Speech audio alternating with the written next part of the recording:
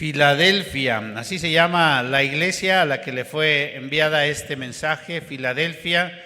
Y bueno, creo que todos inmediatamente asociamos esta palabra de Filadelfia con la palabra filos, que tiene que ver con el amor filial, ¿verdad?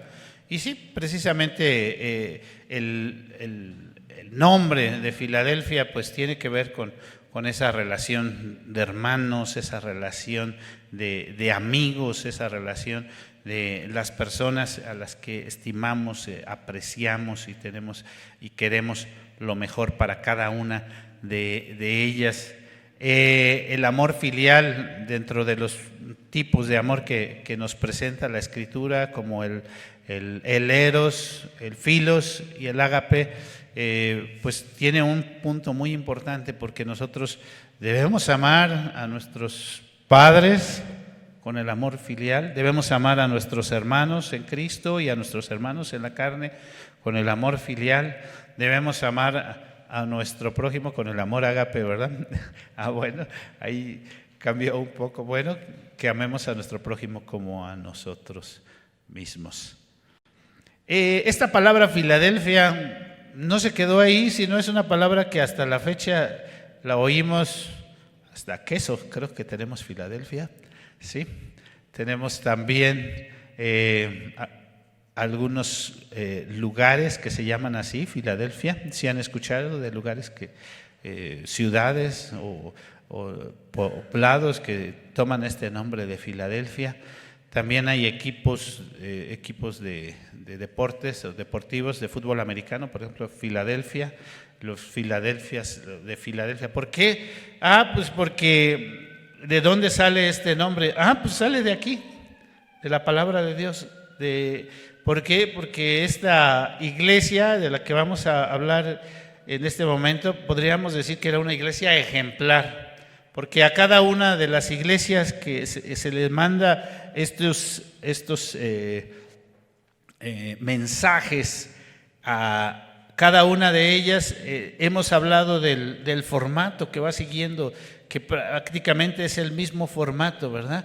Donde va a quién va dirigida, a quién envía la carta, una palabra de aliento, pero después, o de ánimo, después viene una exhortación, o más bien una reprensión, o una amonestación, y después viene una palabra nuevamente de exhortación y una promesa. Casi ese es el formato que viene siguiendo estas cartas a las iglesias de Asia. Pero en el caso de Filadelfia y en el caso de Esmirna eran iglesias sobresalientes, podríamos decirlo así, porque la amonestación pues no la encontramos, la reprensión o la forma en que les esté llamando el Señor. Entonces, pues todos quieren ser como Filadelfia, como la iglesia de Filadelfia, y hablo de la iglesia de Filadelfia del Asia Menor, ¿verdad? Hoy día en nuestro presbiterio hay una congregación que se llama Filadelfia, y hay otro presbiterio que se llama Filadelfia, por la iglesia madre que se llama Filadelfia, y varias iglesias que a lo mejor reconocemos así.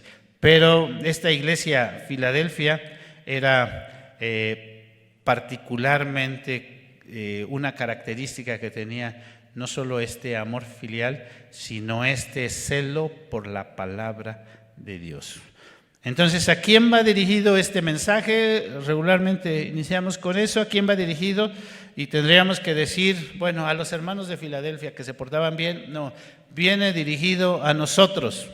Sí, hemos dicho, bueno, hay diferentes iglesias a las que el Señor Jesucristo, porque es el Señor Jesucristo que ya leímos en el capítulo 1, les envía este mensaje, dice el Espíritu, les envía este mensaje a través de Juan, y cada una de estas iglesias tenía diferentes características, diferentes formas de ser. Se había desarrollado dentro de cada una de estas iglesias cierta dinámica, y algunas estaban muy trabajadoras, pero sin ánimo, hacían el trabajo sin amor, ¿verdad? Como veíamos la primera de las iglesias. Algunas se encontraban pues también teniendo varias actividades, pero eran tolerantes con el pecado. Ya vimos de algunas iglesias que dice que toleras a Betsabé, ¿verdad? O que toleras a los nicolaitas, o que toleras ciertas prácticas dentro de la iglesia, pues que no son lo más adecuado, y que como cristianos hoy día esa palabra tolerancia la oímos de afuera y nos dicen, es que debemos de ser tolerantes, ya lo hemos hablado, pero ¿en qué debemos ser tolerantes y para qué debemos ser tolerantes? Y lo que la Biblia nos enseña es que para el pecado no debemos de ser tolerantes. Entonces, ¿a quién está dirigida esta carta? A nosotros. Si estaba dirigida a estas iglesias de Asia, que cada una tenía ciertas características, nosotros tenemos que ver si alguna de estas características tiene que ver con nosotros y aplicarlo en nuestra vida cristiana. Y esa era la práctica, podríamos decir, también en la antigüedad. Vemos al apóstol Pablo cuando envía sus cartas, dice que esta carta también se lea también. Entonces no era una carta que la iglesia la recibía, la guardaba y ya la tenía ahí almacenada, no, sino era algo que leían para todos y la compartían para que también otros conocieran lo que a ellos se les había enviado, ¿no? Entonces, ¿quién envía este mensaje? Otra vez, volvemos al capítulo 1, donde nos describe a un Cristo todopoderoso, que nos describe al Señor Jesucristo como Dios, que nos describe al Señor Jesucristo con varias características específicas que nos habla de quién es realmente el Señor Jesús como Dios. El verso 18 del capítulo 1, fíjense ahí que nos dice, porque tiene que ver con el mensaje a esta iglesia Filadelfia. Dice, y el que vivo y estuve muerto, mas he aquí que vivo por los siglos de los siglos, amén, y tengo las llaves de la muerte y del Hades. Si se fijan ahí, esa parte que dice, tengo las llaves de la muerte y del Hades. Y vemos entonces en nuestro capítulo, en el capítulo 3, en el versículo 7, cuando está enviando este mensaje a Filadelfia, dice, escribe al ángel de la iglesia a Filadelfia, esto dice el santo, el verdadero, el que tiene la llave, ¿verdad? Aunque aquí dice el que tiene la llave de David, el que abre y ninguno cierra, y cierra y ninguno abre. Entonces hay estas referencias en las Escrituras. El Señor también en diferentes ocasiones le dijo a sus discípulos, ¿verdad?, que Él les daba la autoridad. Ahí habla en algunas ocasiones de atar y desatar, si se recuerdan, y habla también de las llaves. Y nosotros cuando compartimos el Evangelio con las personas, eso representa o puede representar la diferencia entre la vida y la muerte. Y al final, ¿quién es el que tiene el control sobre la vida y la muerte? ¿Quién es el que tiene el control sobre la vida y la muerte? El que tiene las llaves, ¿no? Es lo que nos está marcando. Entonces, hemos dicho que el bosquejo que se plantea los mensajes a cada una de las iglesias, solamente estas iglesias, Esmirna y Filadelfia, no reciben amonestación o reprensión. Pero si vemos el mensaje es parecido. Hay algunas cosas particulares que se parecen mucho a estos dos mensajes. Fíjense, vamos al mensaje de Esmirna en el capítulo 2, si tienen su Biblia abierta, si están ahí al pendiente de lo que vamos diciendo. En el versículo 9 le dice a Esmirna, yo conozco tus obras, tu tribulación, tu pobreza, pero eres rico. Y las blasfemias de los que se dicen ser judíos y no lo son, sino sinagogas de Satanás. ¿Sí? Este es el capítulo 2, versículo 9. Dice, tu pobreza, pero tú eres rico.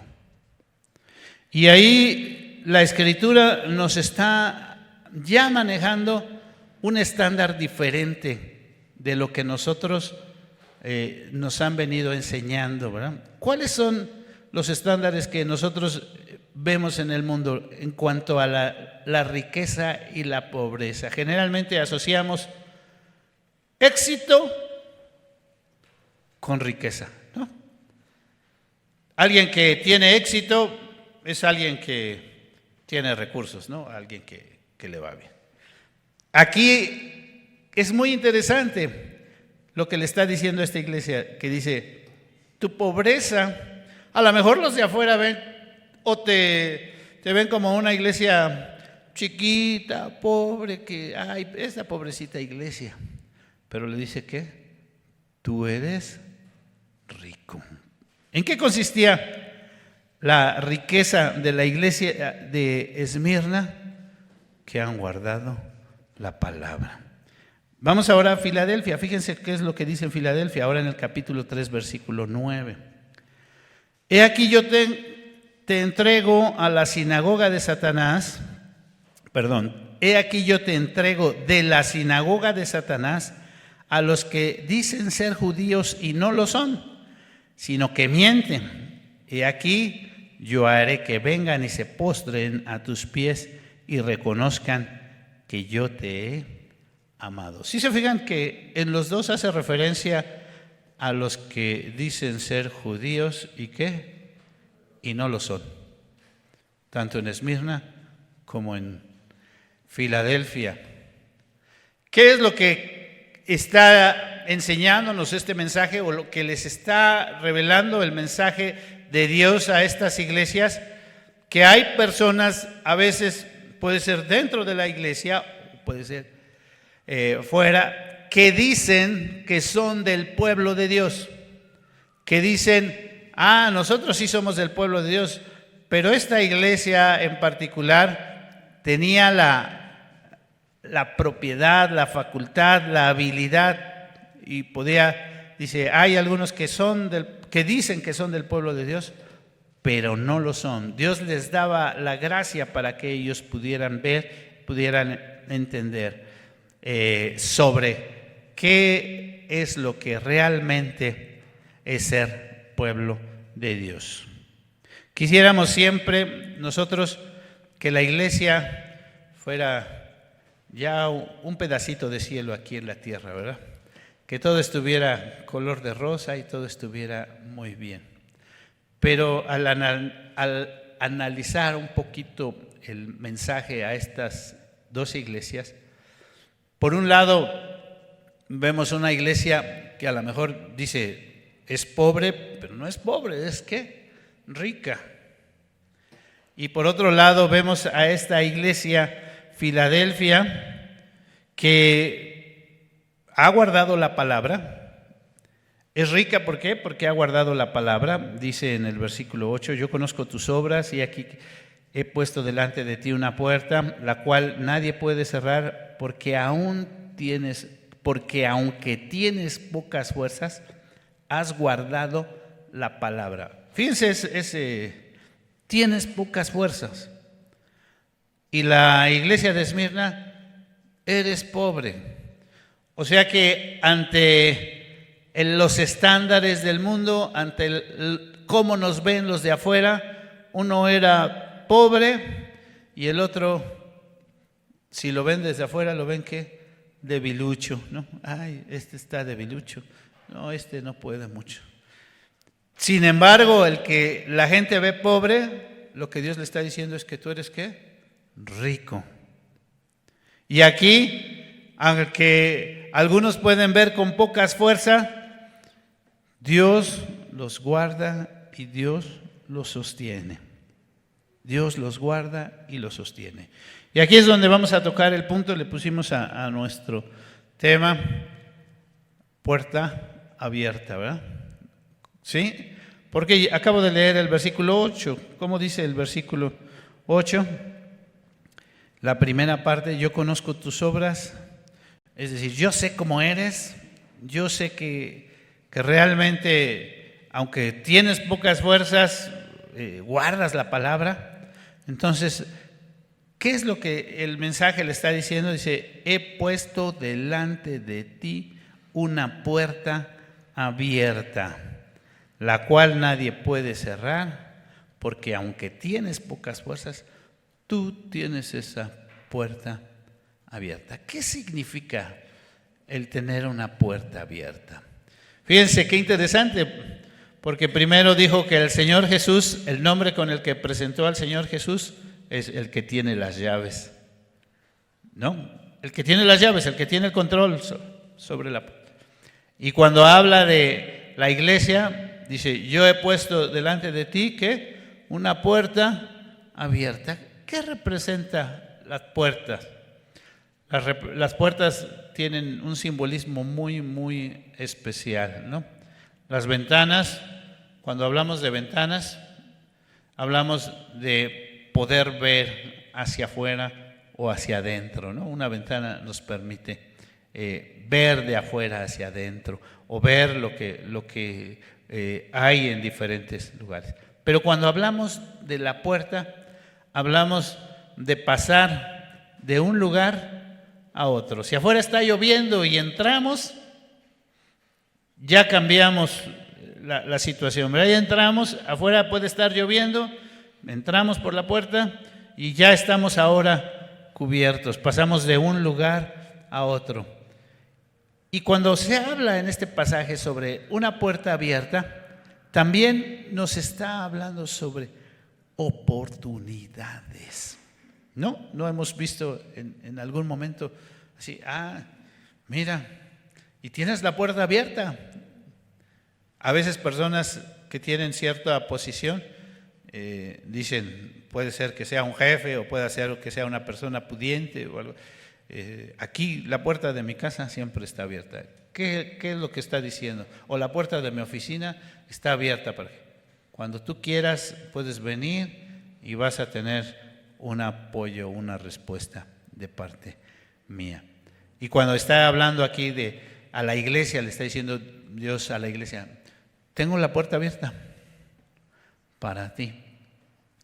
Yo estoy poniendo la puerta abierta. Yo soy el que tengo la llave. Y esta llave es la llave que controla todo. Ya vimos que habla también sobre la vida y sobre la muerte de esta llave. Y cuando ahora habla sobre la puerta abierta, algunos piensan en las oportunidades como, el momento de la vida, ¿no? ¿Cuál fue el momento de tu vida en que tuviste esa oportunidad para alcanzar esto? Y hay personas que se arrepienten porque cuando tuvieron la oportunidad, ¿qué hicieron? No la aprovecharon. Y hay personas que apenas ven tantito la oportunidad y dicen, yo la aprovecho, no se me va. Era el momento que yo estaba esperando, era el momento que yo ansiaba. ¿Cómo reaccionamos? Y fíjense, aquí es interesante porque lo que Dios le está diciendo. Porque tanto a la iglesia de Esmirna como a la iglesia de Filadelfia, a algunos le dice, bueno, tú eres rico, pero vas a pasar por ciertas pruebas. Y a Filadelfia le dice también, yo abro la puerta porque vas a pasar por pruebas. Vamos a leer. Dice, entonces el pasaje en cuanto a las pruebas. He aquí, estoy leyendo en capítulo 3, yo entrego a la sinagoga de Satanás a los que dicen ser judíos y no lo son, sino que mienten, y aquí que yo haré que vengan y se topen y se postren a tus pies y reconozcan que yo te he amado.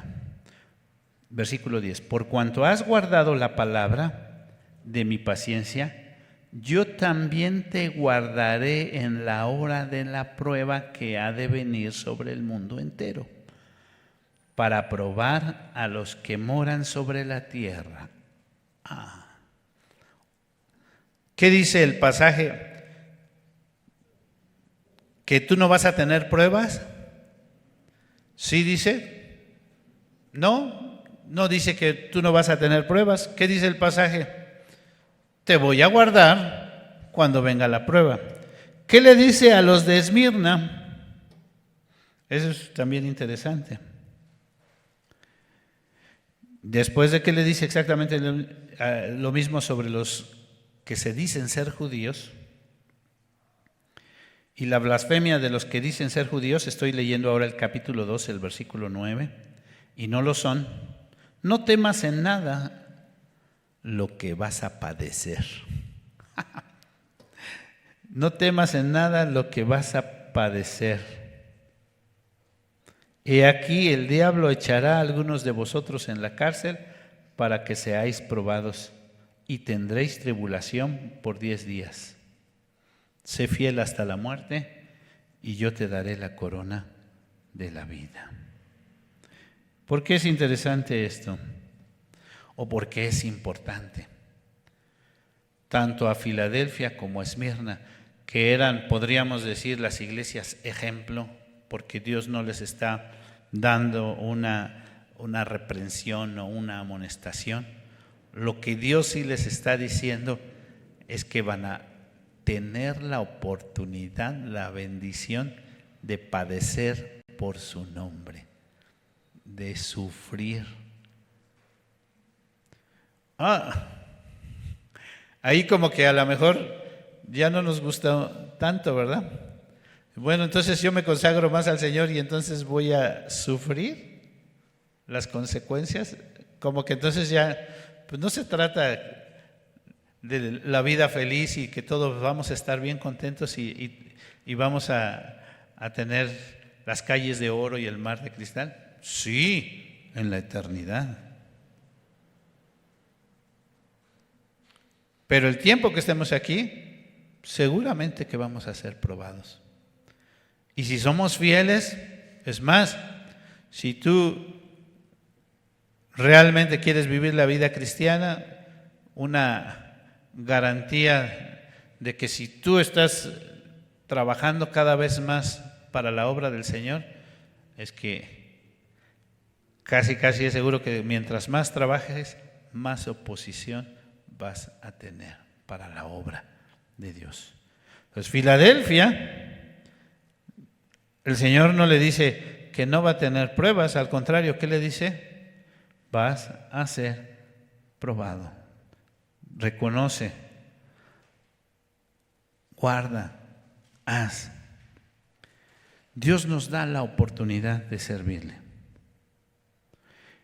Y esto muchas veces representa dolor, aflicción, sufrimiento, prueba. Pero dice el Señor, no temas lo que vas a padecer. Y lo que le dice a Filadelfia, yo voy a estar, te guardaré en la hora de la prueba. Vas a pasar por la prueba, pero no vas a ir solo, yo voy a ir contigo. Vas a pasar por la dificultad, pero hoy día, fíjense, los problemas de la sociedad generalmente es la ansiedad, la soledad es uno de los problemas más fuertes, ¿o no? La soledad. ¿Qué causa la soledad en las personas? Yo mencioné la ansiedad, la tristeza, la amargura, el sentirse solos, depresión. ¿Qué causa más la soledad? Amargura. Cuando las personas se sienten solos, ¿y ahora qué? Cuando las personas tienen una motivación para vivir, dicen, no importa la prueba, no importa la situación difícil, yo sé que Dios me va a sacar adelante, yo sé que el Señor puede sostenerme, aquí estoy. Y entonces el Señor lo que está prometiendo es, tú guardas la palabra y por cuanto tú has guardado la palabra, yo también te guardaré cuando venga la prueba. Dice, porque todo el mundo ha de ser probado.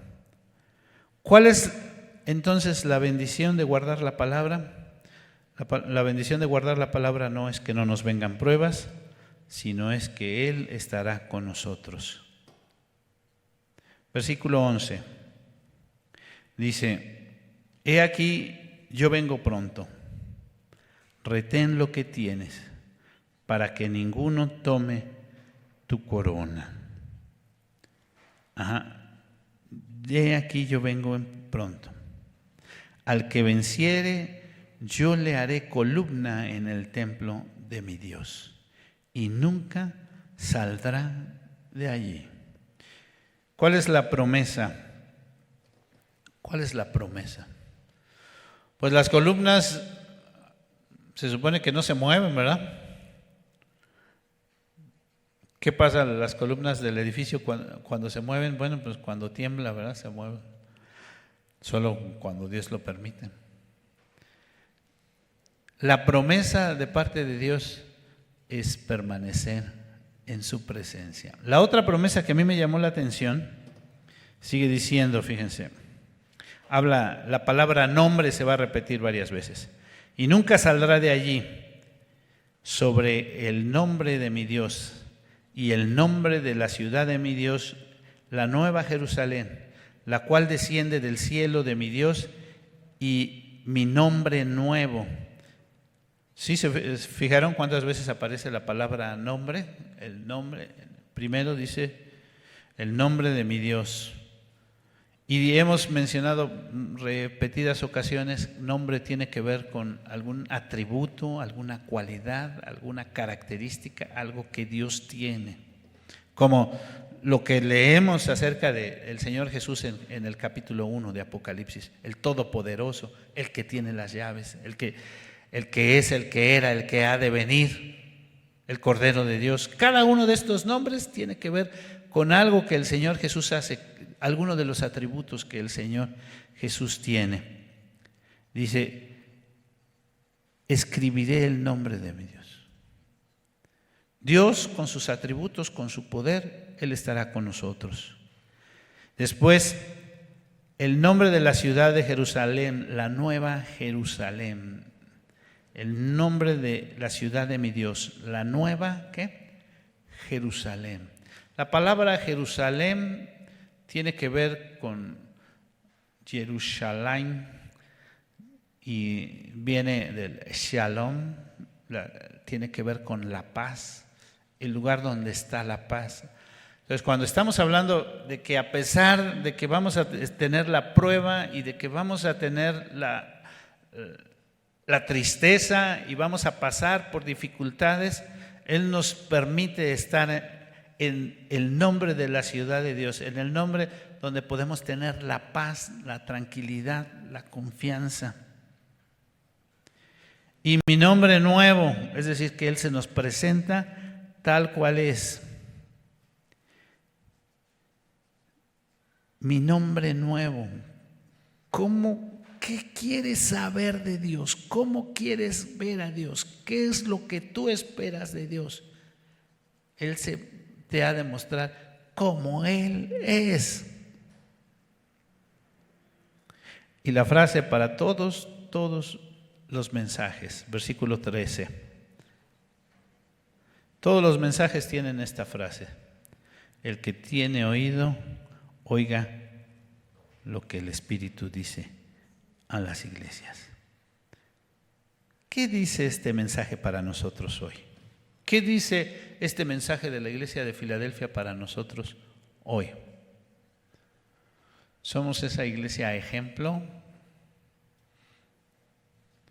¿Estamos dispuestos a sufrir la prueba?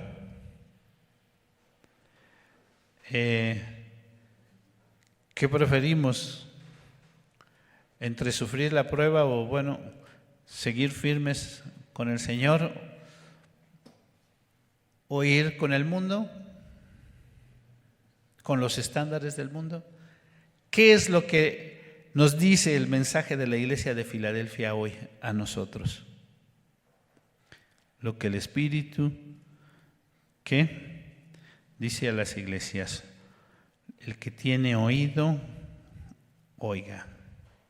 el que tiene oído, oiga, ¿qué es lo que te dice a ti en forma particular? Que puedas entender. ¿Cuáles son tus estándares? ¿Qué es lo que más aprecias? ¿Aprecias el éxito y cómo lo manejan en la actualidad? ¿O aprecias lo que es realmente ser fiel a la palabra de Dios?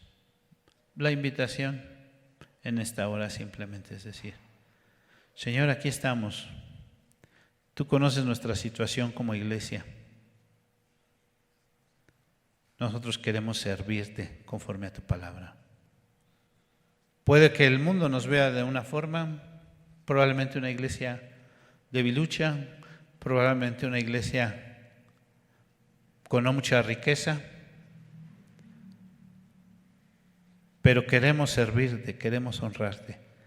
Nos importan más tus estándares, la forma en que tú nos llamas y cómo tú nos invitas a servirte. Queremos darte la honra y la gloria con nuestra vida, con nuestro ser, con lo que hacemos día a día. El que tiene oídos para oír, el que tiene oído para oír, oiga. Vamos a orar. Señor, te damos gracias por tu palabra, porque a través de ella, Señor, tú nos hablas. Tú conoces que hemos fallado muchos, Señor, en muchas cosas, como personas y como iglesia seguramente, Padre Celestial. Enséñanos a ceñirnos a los estándares que tú tienes establecidos, no a los que el mundo nos ofrece. Señor, enséñanos a buscar darte solamente a ti la honra y la gloria y exaltarte en todo momento. Te alabamos, Señor, por tu gran amor, tu misericordia, porque a pesar de que fallamos en muchas cosas, tú nos permites seguir adelante. Pues te lo pedimos, te lo rogamos en el precioso nombre de Cristo Jesús. Amén.